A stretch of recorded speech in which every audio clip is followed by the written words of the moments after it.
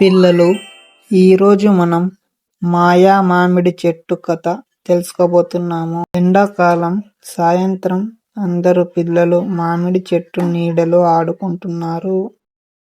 అదే మామిడి చెట్టు కింద ఒక ఉడత దాహంతో ఉండడం ఒక అమ్మాయి గమనించింది. ఆమె పేరు మీరా. మీరా ఉడతకి ఏం కావాలి అని అడిగి తెలుసుకొని మీరా ఉడతకి నీళ్లు సహాయం చేసింది.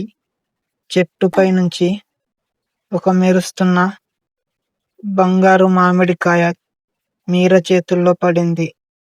ఒక ముసలి తాత ఆకలితో నడుస్తూ వెళ్తున్నాడు. దానిని మీరా గమనించింది.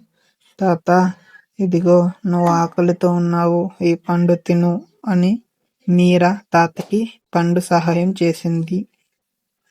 అప్పుడు ఆ మాయా మామిడి చెట్టుకు చాలా మామిడి పండ్లు కింద పడ్డాయి. ఆ ఊరిలో ఉన్న జనాలు అందరూ ఆశ్చర్యంగా చూశారు. మాయా చెట్టుని మీరా ఆ పండ్లను ఊర్లో ఉన్న చిన్న పిల్లలకి అందరికీ పంచుతుంది. పిల్లలు అందరూ ఆనందంగా మామిడి పండు తింటారు. కానీ ఒక దొంగ వ్యక్తి వచ్చి కింద పడ్డ మామిడి పండ్లను దొంగిలిస్తాడు.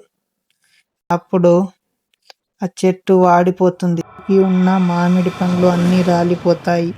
మీరా స్నేహితులు కలిసి చెట్టుకి నీళ్లు పోశారు. ఆ ముసలి తాత దేవుణ్ణి వేడుకున్నాడు. అప్పుడు ఆ మాయా చెట్టు మళ్ళీ తిరిగి మామిడి పండ్లను ఇచ్చింది. మీరా, తన స్నేహితులు, ఉడత మరియు తాత, ఊర్లో జనాలు అందరూ సంతోషంగా ఉన్నారు.